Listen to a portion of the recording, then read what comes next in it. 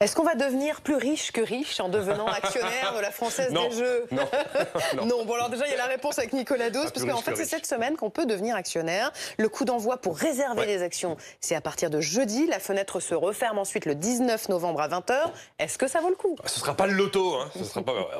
Honnêtement, si on n'est pas rebuté par l'idée de miser sur une entreprise de jeux de hasard, c'est une boîte solide, très bonne santé financière, très peu de dettes. Tous les ans, elle gagne plus d'argent que l'année d'avant. Elle verse des bons gros dividendes, donc tout ça c'est plutôt positif. Après, elle est en monopole, mine de rien. Une entreprise, c'est rassurant, une entreprise en monopole. Et puis, il y a quand même un coup de pouce de Bercy.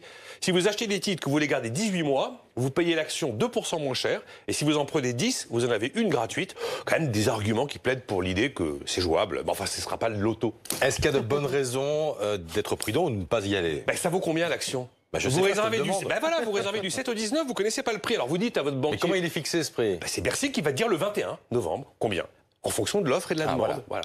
Et donc, vous dites à votre banquier, moi je prends des titres, mais alors entre 15 et 22 euros. Si c'est 24, tant pis, vous les prenez pas. Donc vous donnez votre fourchette à votre banquier.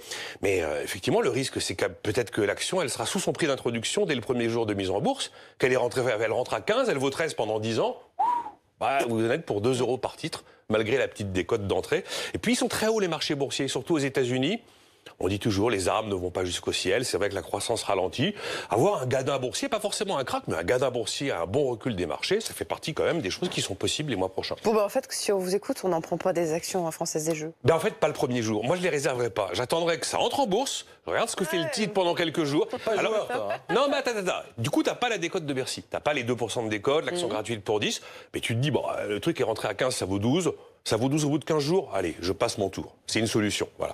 Après, c'est l'État qui gagne. L'État va gagner 1 milliard d'euros avec cette histoire. Et va continuer à prélever 3,5 milliards de taxes sur l'ensemble des jeux en France, comme aujourd'hui. Et puis, quelques dividendes aussi, parce que l'État conserve 20% du capital. C'est lui qui gagne.